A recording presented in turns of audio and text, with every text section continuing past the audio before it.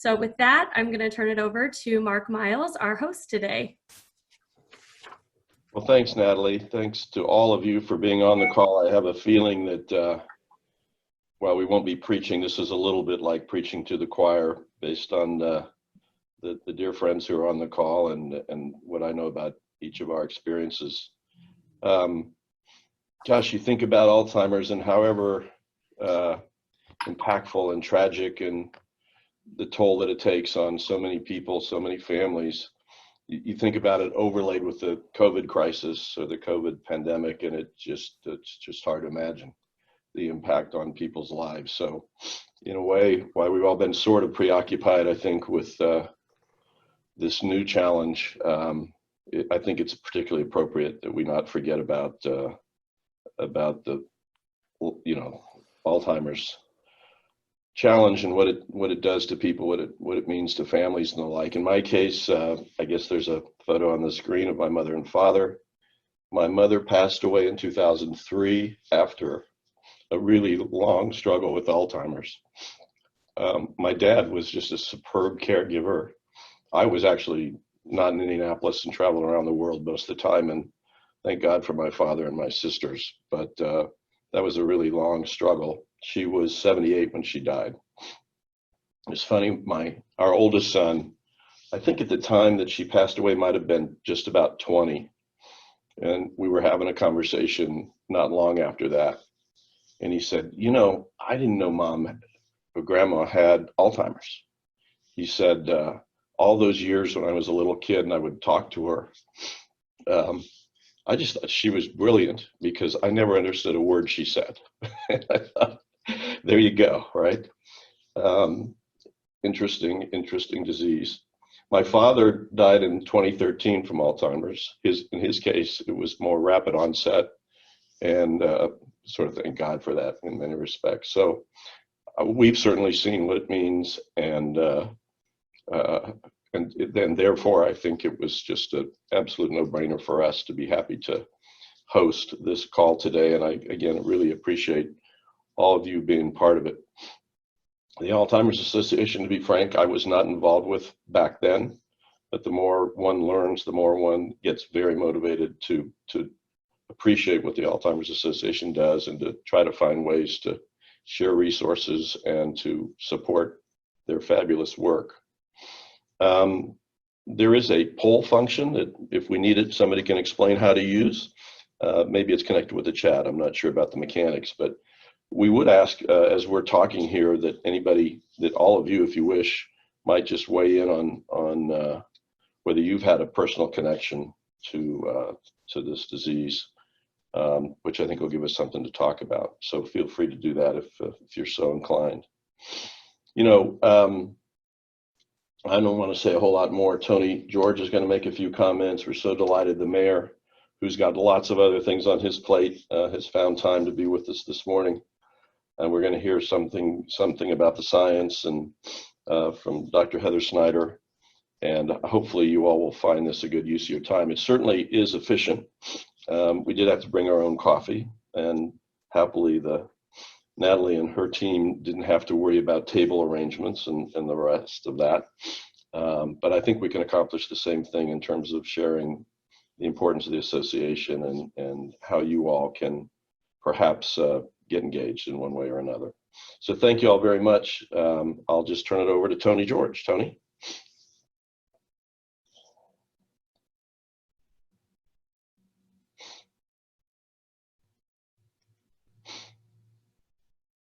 Now we need to tell Tony how to unmute. Oh, I do it? There you go. There I am. All right. Well, good morning. Thank you, Mark, and thank you all for taking the time out to join us this morning. My experience with Alzheimer's began really back in the mid-2000s. I didn't know anything really about the disease or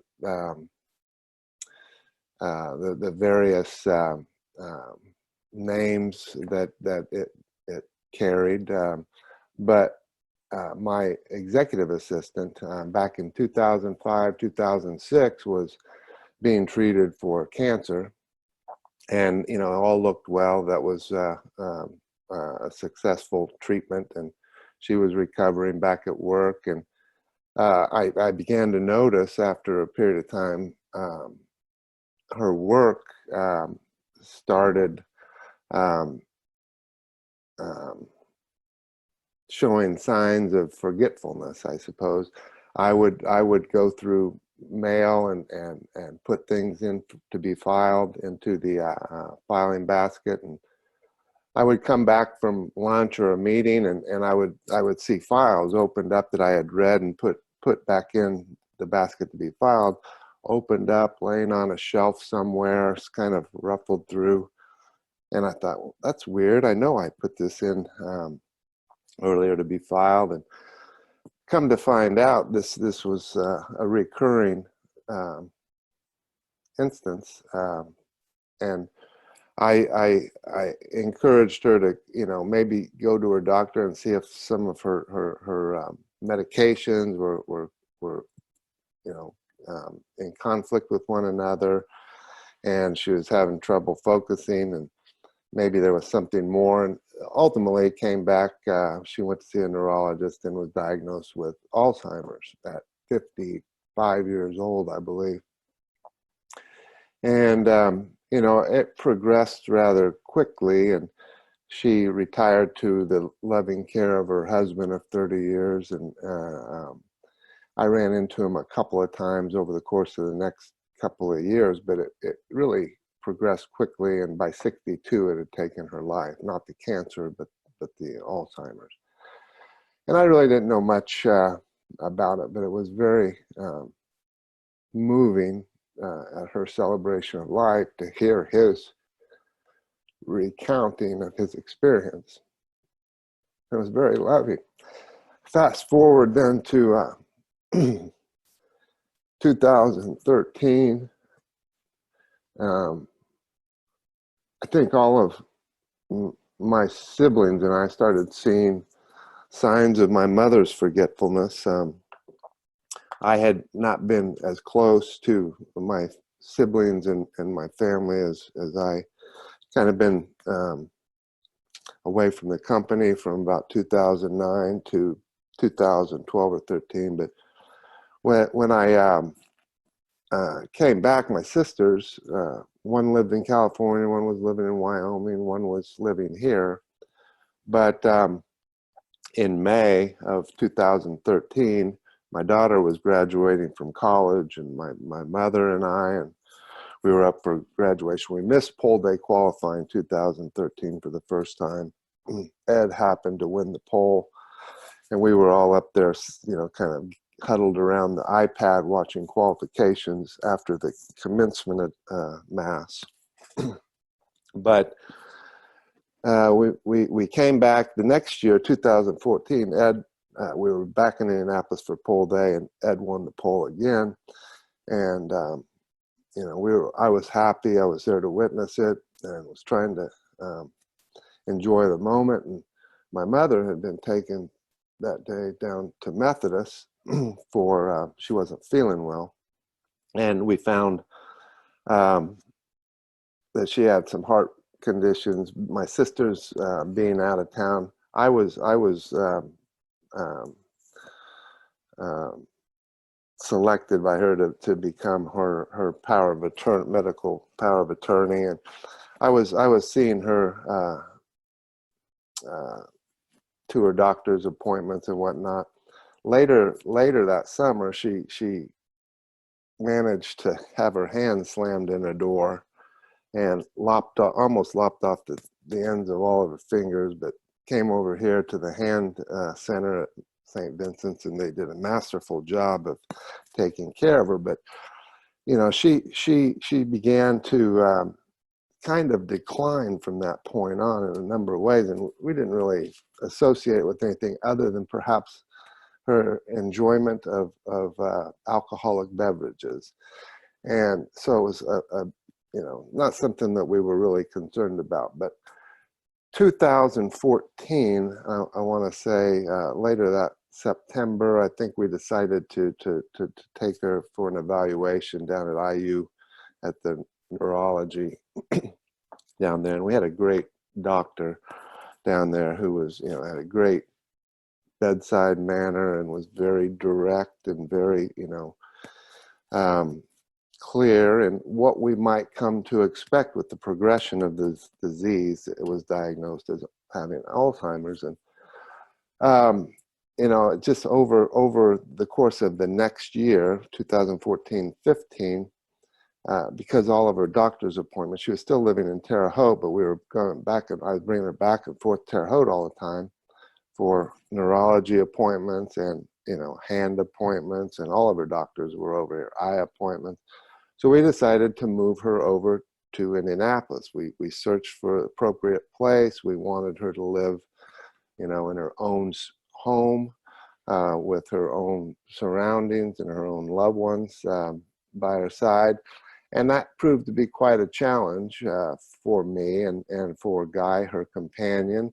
We after about 6 months, decided we needed some extra care, and we hired Ph.D.'s companion, who had been working up here on the summers for the Dyes, helping out with Pete. And in the fall, we were able to engage her services, and she was a great caregiver. But as time went on, we kept having to adjust the level of care that was being provided. And we were fortunate that, she had the resources that we could keep her at home, and we could provide, caregivers with increased level of experience,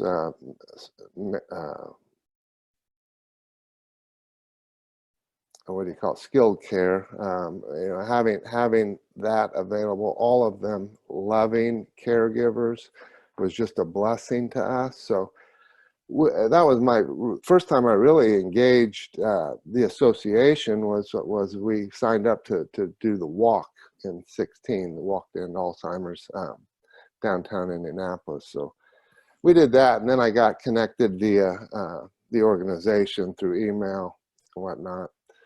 And it was about a year ago that I accepted this invitation from Mike and Dave to join them down at Lilly for this gathering, this breakfast. And it was there that I really came to know more, learn more about the association and the good things that they do, the efforts they put into fundraising for research, education, support services in various communities, and specifically this one is so important. We've also participated in walks in other markets, and with friends who share the same illness, with family members. So we've done them in California. We've done them here. We support a friend of ours puts on an event as a result of our walk. She started an event in her hometown, and it's really turned out to be an amazing thing. We were going to go, it was scheduled for the first weekend of May this year, and we didn't make it out because of COVID. So we look forward to doing that in the future. We look forward to continuing our involvement here with this chapter. But it was at this meeting a year ago where I became aware of the Chocolate Sunday event, which happened to be on the 1-year anniversary last year of my mother's passing. So our family enthusiastically got behind that event, and had a great experience with the association, with the staff, and it was a great event. We look forward to being involved with it again and into the future. But again, the work they do is so important. Again, we were fortunate to have the resources to provide care, and so we could really be family and engage at a different level, because it can be overwhelming providing the care. But it was a beautiful time. It was part of her journey that I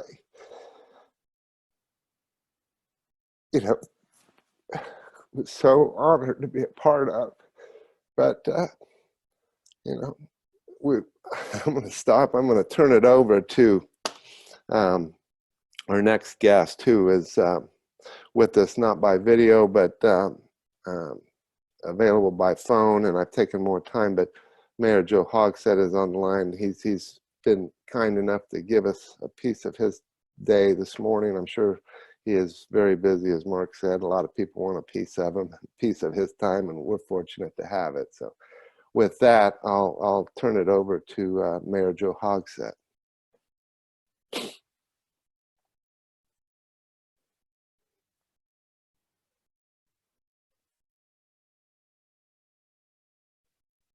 Can everyone hear me? We sure can, Hello? Mayor. Oh, We can hear you. you. Okay, Tony, thank you so very much. First, let me apologize to everyone on the call that technical issues prevent me from being with you visually today, but I want to thank you all for joining us virtually for this important cause. Thanks also to Mark Miles, obviously to my dear friend Tony George, for committing to hosting this unique event in what we all understand is incredibly uncertain times.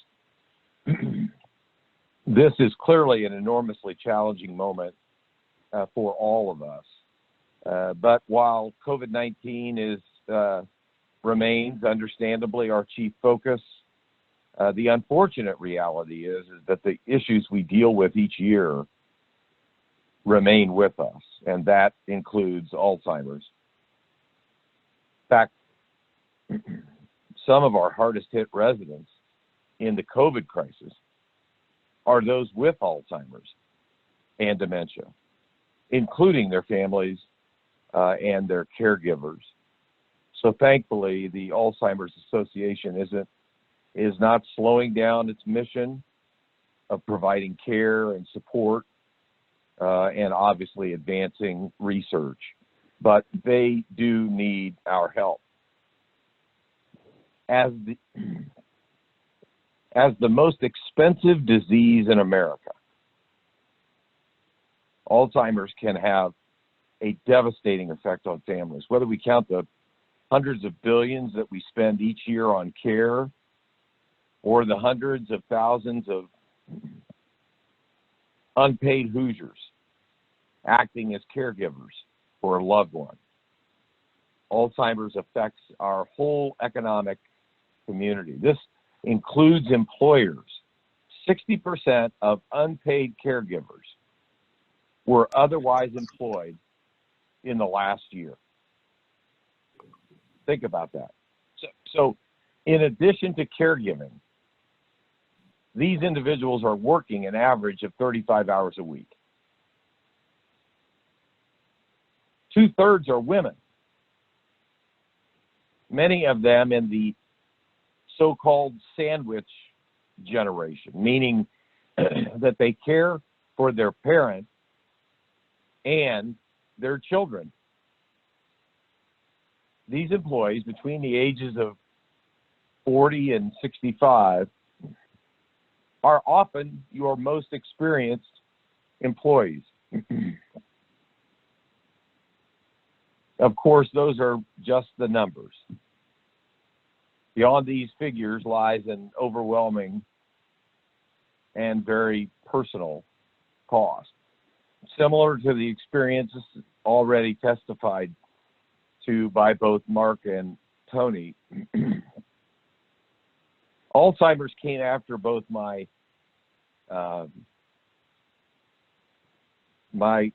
grandmother and my mother. I was probably about 8 years old when my grandmother fell victim. So little was known about Alzheimer's back then. In fact, I remember the diagnosis was called hardening of the arteries. My grandfather was her primary caregiver, and it exhausted him both emotionally and financially. It was little surprise to any of us in my family that after my grandmother died on a September morning, my grandfather, her caregiver, was hospitalized and died 11 days later. I vividly remember feeling that I spent the whole month of September that year at a very young age. It seemed like I spent the whole month of September at the Wyatt Moore Funeral Home in Rushville, Indiana. When Alzheimer's came after my mother, my sister and I became her primary caregivers. We kept our mother at home for as long as we could, and then made the difficult decision to have her admitted to a long-term care facility. And even in long-term care, our caregiving responsibilities understandably continued. For nearly 2.5 years, my sister, God bless her soul, would have dinner with Mom Monday, Tuesday, Wednesday, and Thursday nights every week. And then I would feed Mom on Friday, Saturday, and Sunday nights. She may not have been able to call us by name. She may not have remembered that we were her children. But I remain convinced that she did know we were two people who loved her dearly. Now, those who know me know I love touting Indianapolis as a city of leadership, as a city of creativity, as a city of innovation. I believe we can bring those defining qualities to bear on the fight against Alzheimer's and other dementia. Our city is uniquely qualified to do so, in my opinion. First, we are home to Eli Lilly. We're home to Roche Diagnostics and a growing tech and life sciences industry. Second, Indiana University is in the top 5 nationally for Alzheimer's and dementia research funding from NIH. Lastly, the Greater Indiana chapter of the Alzheimer's Association is a leader within the national organization. In fact, the Indianapolis Walk to End Alzheimer's ranked number 16 out of 630 fundraising walks nationwide. So we need your support to help grow the reach and the impact of the Alzheimer's Association in our community. And I truly hope you will consider getting more involved after today's event. T.S. Eliot wrote in his book, 4 Quartets, "For us, there is only the trying. The rest is none of our business." Not for me, not for any one of us, but for future generations. I ask you to help make it our business. From a purely personal perspective, I will do everything in my power to ensure that Alzheimer's never comes after my children. So now, to talk more about the Alzheimer's Association and research, I am very pleased to introduce to Indianapolis Dr. Heather Snyder, Vice President, Medical and Scientific Affairs for the Alzheimer's Association. Dr. Snyder, welcome. Welcome. Thank you so much for having me and having me join all of you today in Indianapolis. And I think we have similar weather where I am. I heard someone commenting on it at the beginning, just a few hours north of all of you. And I'm very sorry I'm not able to be there in person. I love my time in Indianapolis. I work very closely with a lot of the research teams at Indiana University and know them quite well.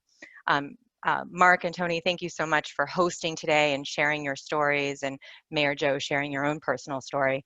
I think when I started working in Alzheimer's and brain diseases, I did not have a personal connection. It was really, I was fascinated by the brain. I was in my early 20s going to graduate school.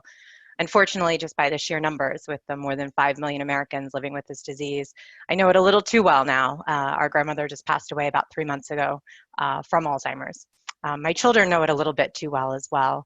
And we've been participating in the Walk to End Alzheimer's and the Longest Day for ever since they were born. They call it the Purple Party, and we do it every year in honor of Baca and in honor of her mother and many of her siblings who also lived with Alzheimer's or a related dementia.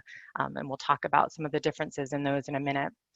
But I think, Mayor Joe, you commented that you'll do everything in your power to make sure it doesn't affect your children in the same way that it's affected you and your parents. And I would say, I believe that there is that future. And I believe that through research and through the investments that we make in research, we will get to that future of a world without Alzheimer's and all other dementia. Next slide. And in fact, that's the Alzheimer's Association's vision, is a world without Alzheimer's and all other dementia.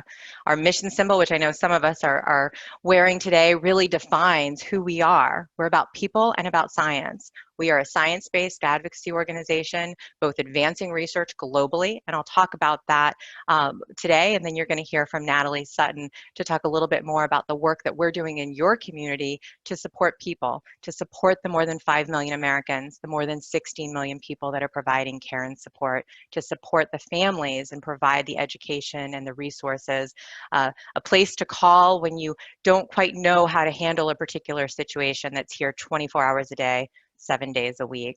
Next slide. In terms of our activities and our mission and how we achieve that, how we're working to achieve that mission, in addition to the care and support services, in addition to the research work that we do, we also are an active advocacy organization and have an active public policy arm. The Alzheimer's Association was instrumental in having the National Alzheimer's Project Act passed into law in 2011, which resulted in the first national plan raising Alzheimer's disease to a national priority. This was essential to have it be a part of conversations in communities all across the country. And since that time, we've seen increases in the funding at the federal level, bringing us to where we are in 2020 now, in terms of just over $2 billion, or around $2.8 billion, which is incredibly a significant increase. That would not be possible without the significant work of our advocates all across the country, including in Indianapolis and all across Indiana, that are raising awareness in the local community, having conversations with you, I'm sure, Mayor Joe, and other legislators across Indiana at the federal level, and doing so all across the country, saying research, investment in research is a priority. And in fact, that increase in funding at the federal level has been instrumental in supporting and advancing the incredible work that's going on at IU. There's a new drug discovery center that's been founded. There's the leadership in terms of developing some of the different model systems that are being used around Alzheimer's research are all being led at IU and being funded by that increased investment at the federal level. Next slide. In terms of the Alzheimer's Association, one of the things that we really look to do is build on where others can't or won't be funding.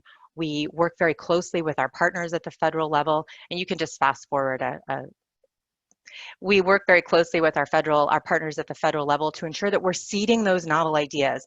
And in fact, today the Alzheimer's Association has over $3.2 million that's actively at work in Indiana that's funding a lot of new investigators, early career researchers that are looking at a lot of new ideas. How does the immune system play a role? How does some of the brain, the way we're metabolizing energy, seeding these ideas in these investigators, so hopefully they'll be more successful in seeking and scaling up to those federal dollars and continuing to advance their research. Next slide. The association's investment today, and as I mentioned, we have $3.2 million actively at work in Indiana, and that's actually nearly $7 million over a number of years. Today, we have over $185 million that's active and committed to more than 540 investigations in 30 countries. We don't know where that next idea is going to come from, and we need to make sure that we're investing in the best science wherever it is. I can share that a number of the researchers at Indiana are working very closely with partners all around the world. This is a global cause, and Indiana is seen as a leader in the global fight for Alzheimer's as well. Next slide. So a few definitions that I've already used interchangeably today, and I think we have in our time this morning together. We talk a lot about Alzheimer's, but you'll hear other diseases or frontal temporal dementia, vascular dementia, Lewy body dementia, and you also hear the term dementia. And so just for some level setting, dementia is really that umbrella term. So you hear maybe cancer is an umbrella term, and there are many causes of cancer, there are many types of cancer. Dementia is really that umbrella term. It defines the syndrome, it defines the symptoms, the changes in memory, thinking, or reasoning that an individual may experience. There are many causes of those memory changes. Alzheimer's disease is the most common cause of those memory changes, but there are others: vascular dementia, frontotemporal, and Lewy body dementia. In Alzheimer's, we see there's a number of different brain changes that we see that occur, but there are two main hallmark changes that we see in Alzheimer's, and that's the buildup between the brain cells of something known as the plaques or beta amyloid plaques, and then within the brain cells we see another buildup or a clumping of proteins, and those are known as tangles, and the primary component of those are known as tau. So we hear a lot in the news about beta amyloid and tau, and I know you hear a lot of that, particularly in your backyard with some of the groups that are in your area. And the reason that they've been so active in the scientific community has been because we know that they're present. We still don't completely know the role that they may play in the disease, but we know that they're present, and there's a understanding that if we could potentially target them, what might that do to somebody's memory, thinking, or reasoning? Can we view them? Can we image them? Can we take a picture of the brain and use that as a way to detect the earliest changes? Next slide. And in fact, that's a significantly active area of research with some of the main players of that in your backyard. Biomarkers, this idea that you're able to look at the biology in a living person decades before they may have the memory changes, continues to grow. Taking a picture of the brain and seeing the changes, whether it be the buildup of beta amyloid, the buildup of tau, but also other changes that may be happening, changes in the immune system, the way the brain is metabolizing or making its energy. Can you do a blood test? There's a number of groups today that are advancing and much further along than I think we thought they would be a few years ago with a potential blood test. Because ultimately you want a tool, you want tools that are available in all communities, all across the country and all around the world, that can identify somebody that may be having that underlying biology, so that when we have a way to stop or slow the progression, we can intervene at that earliest time point. And in fact, some of the funding from the Alzheimer's Association was instrumental in starting the entire space of beta amyloid PET imaging with an idea that started in Pittsburgh and has grown to be a significant contributor. And again, some of the leaders in that are within your backyard. Next. Maybe fast forward just yeah, there we go. So in this idea that we've been able to go from memory, thinking, and reasoning, and use biomarkers, use these tools that allow us to detect the biology at the earliest changes, has allowed us to move earlier and earlier. That idea that we can identify someone before they have the memory changes and intervene at that time point to stop or slow the progression of the disease. You may all be very familiar with one of those ongoing studies, the A4 trial. It's testing a drug that was developed by Eli Lilly, solanezumab. That trial is one of the first that is looking at people that have some of the brain changes to say, can we intervene at an earlier time point to stop or slow the progression? And that trial is expected to report out in the next several years. The Alzheimer's Association recognized a tremendous opportunity as A4 was launching, that we could leverage that infrastructure and identify individuals at an earlier time point, even before those changes, those initial changes. And we could say, what is that earliest change? What happens even earlier? And enroll those individuals in a study that will track them and follow them over time. And so this very unique private-public partnership between Eli Lilly, NIH, the teams in California and Boston, and the Alzheimer's Association continue to go forward.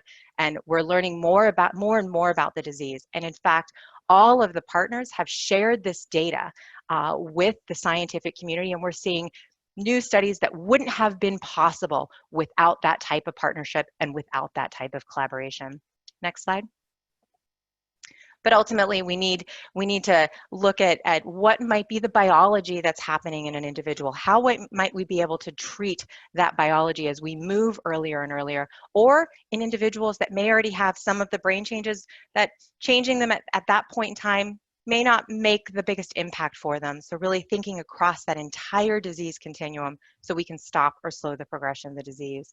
And so in thinking about that, whether it's entering into the newer phase 1 or phase 2, really testing the safety or the dose of particular medications, we've been really excited to see the diversity of approaches that's moved forward in clinical trials.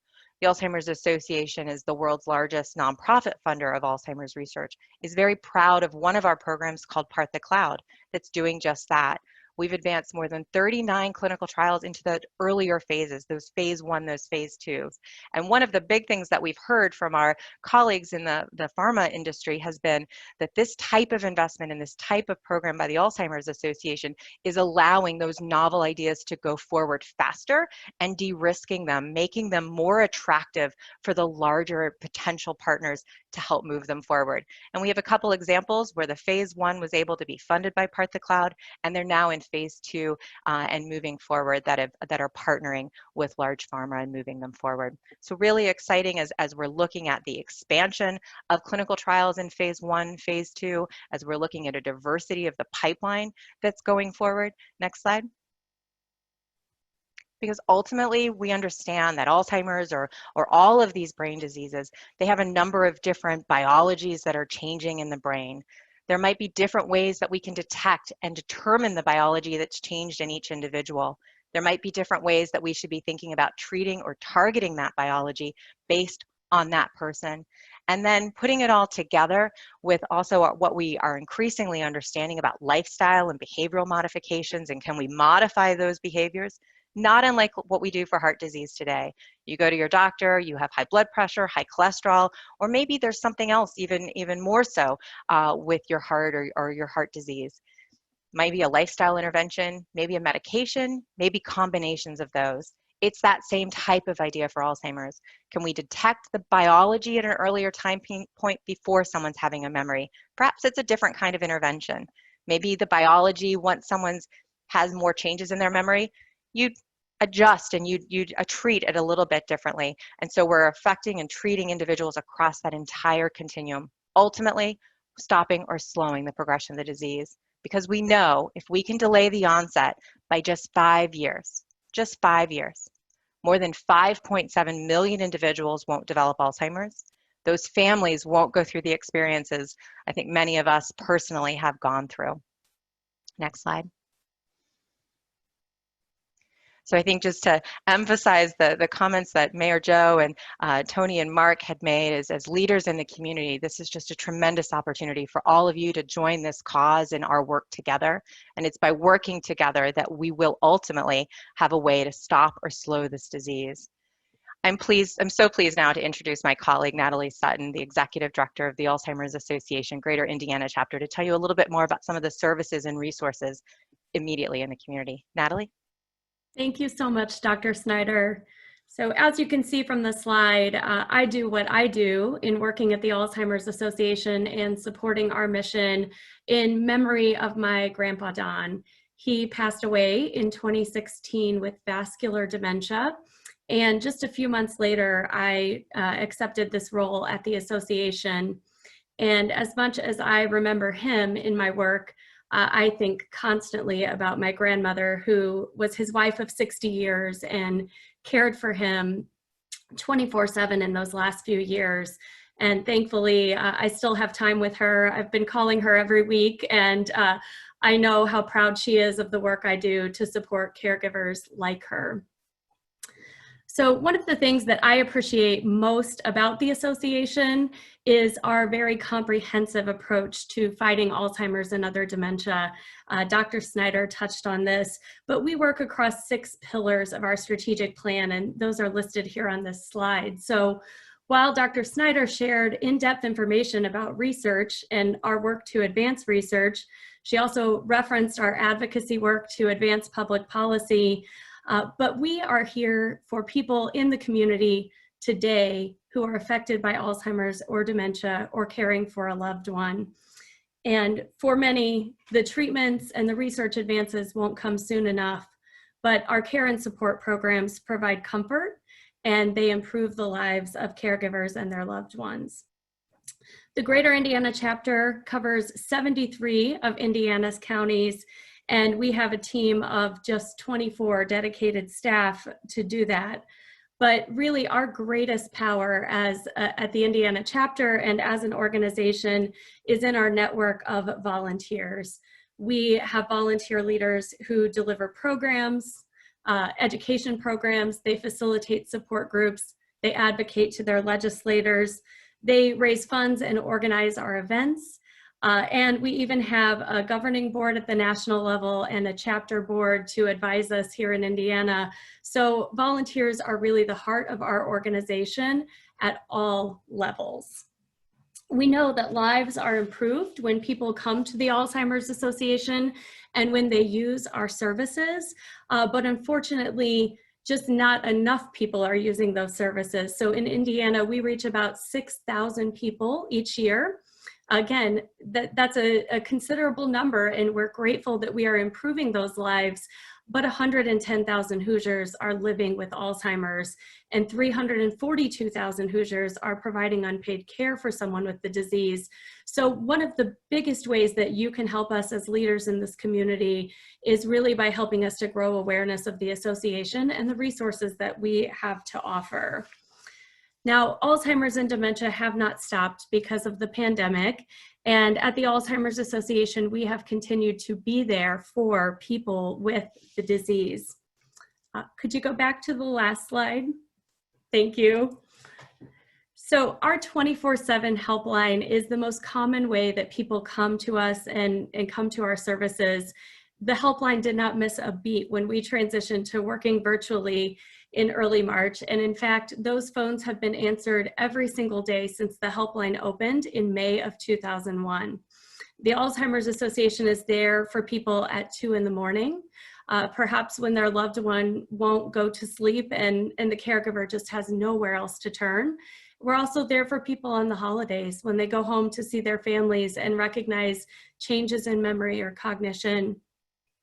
So the helpline answers questions big and small, and sometimes we provide information about the disease, our local resources, and we even help in difficult situations when a master's level social worker is required. In addition to the helpline and our fantastic website, our services are very present in communities, including our communities here in Indiana. And right now, we've transitioned to offering many of those services virtually. We have 65 support groups in Indiana, and we offer 13 different education programs that can be provided in a variety of different settings: community groups, public presentations, and even lunch and learns with employers. So our services are appropriate for the workplace, after hours, online, by phone, and in person. Again, we know that when families and caregivers use these resources, their quality of life improves.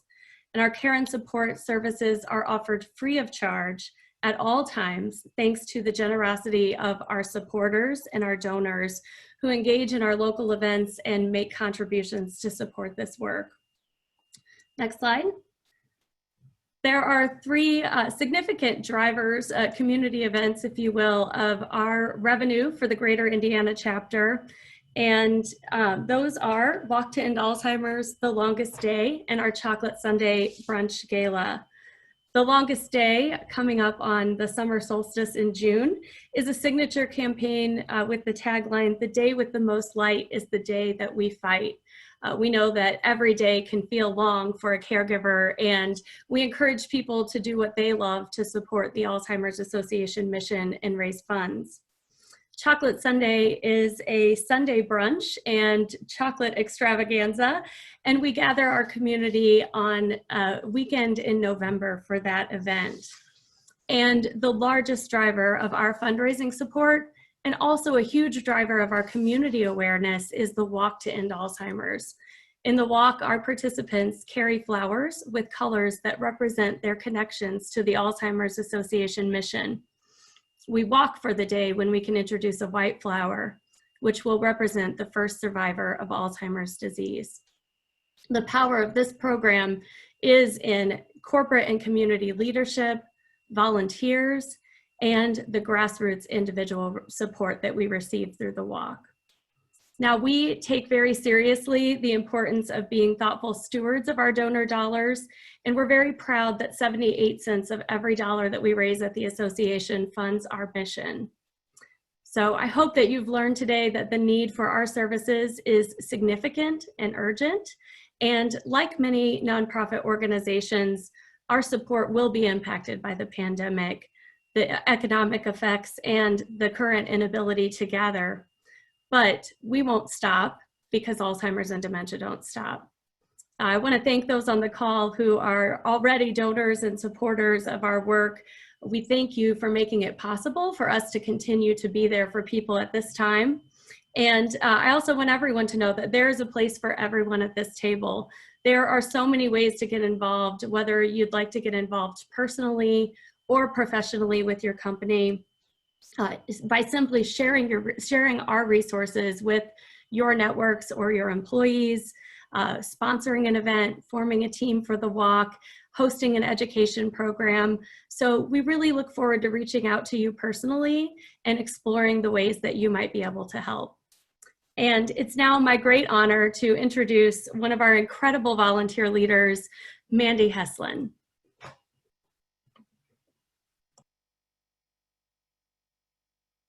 Hey, there we go. Hi, good morning. I'm Mandy Heslin, and I'd like to share my story about my family's journey with dementia. I've heard that great satisfaction comes from doing tasks that you love. Well, my great satisfaction comes from doing tasks for who I love. My mom, Cindy Nash, has early onset dementia. She was diagnosed at age 58 in 2011, and my family struggled to make sense out of mom's confusion, memory loss, and general aloofness. My parents live in South Bend, Indiana, and with my brother in Washington, D.C., and me in Indianapolis, it was difficult to coordinate our efforts. Compounding this was the fact that my parents were young at the time of diagnosis, and my dad still worked full-time. For a very long time, my dad was in denial over my mom's condition.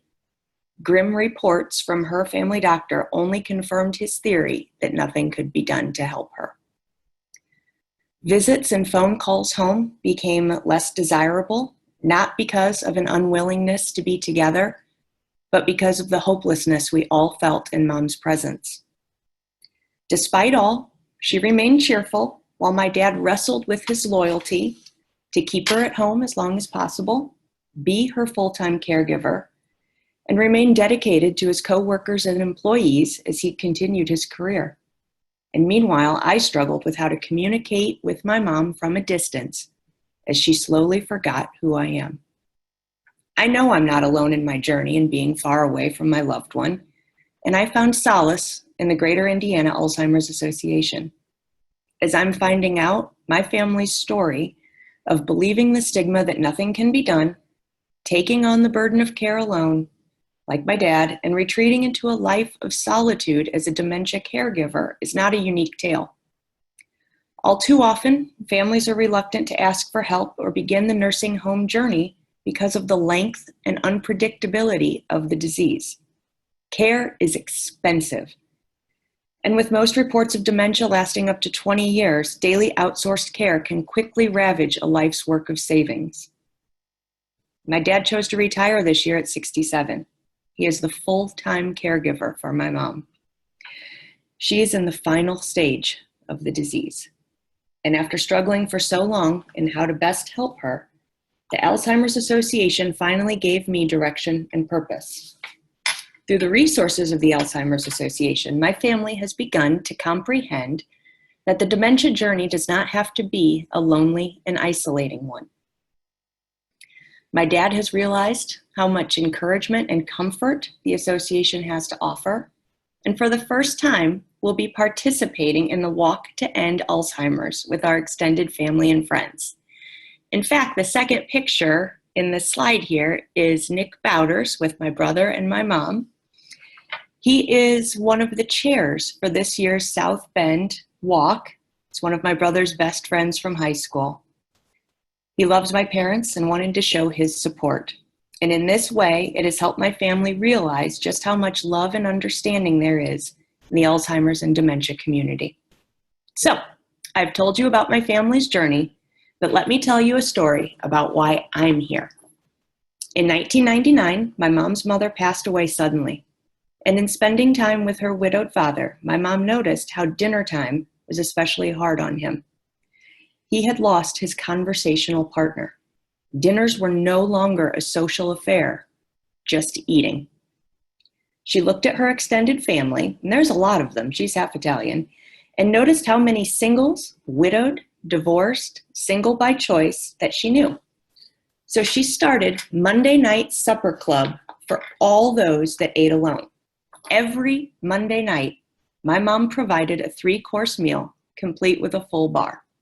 She had theme nights, bring a stranger nights, and huge holiday celebrations. If you could make it, you were welcome.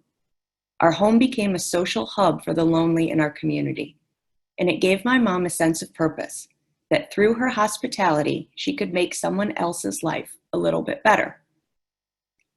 It is in this spirit of hospitality that I chose to honor my mom as chair of the Chocolate Sunday Gala for the Alzheimer's Association. A huge thanks to Christy Garcia for her tireless efforts to spread the word about the great works of the association and for taking me on to help with this fantastic fundraiser.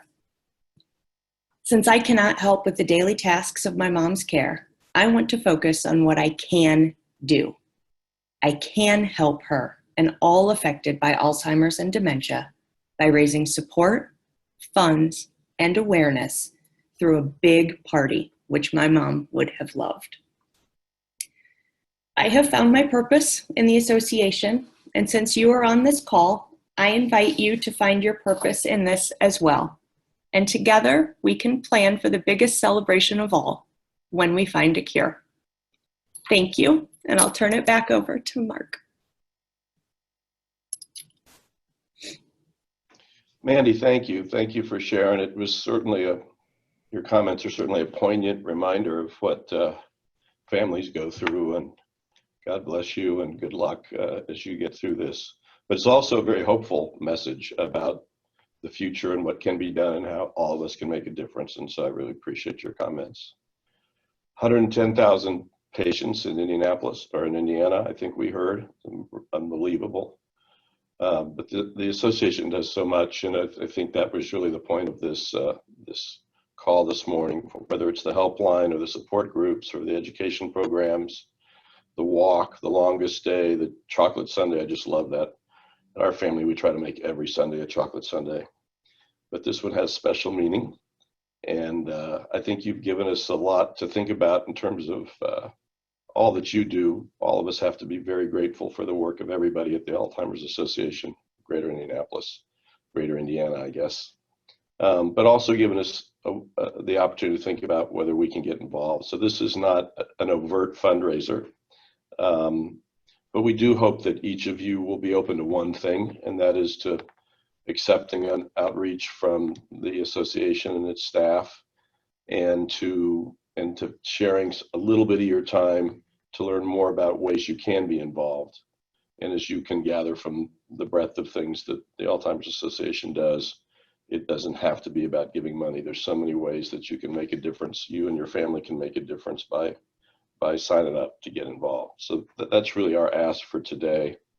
I want to thank Tony and Mayor Hogsett and Dr. Snyder and Natalie and Mandy for being part of this. I want to thank all of you for giving us your time this morning. it's terrific that under these particularly challenging circumstances, the association's just continuing to press the pedal, to use a racing metaphor, and to do even more at this really trying time. So I guess it's my honor and privilege to close, and I just want to do that by thanking everybody for being part of this, and again to ask you to be open to a call and to really give some thought to how you could help. So thank you very much. Everybody stay safe, and I hope we all can make a difference to the Alzheimer's Association. Thank you.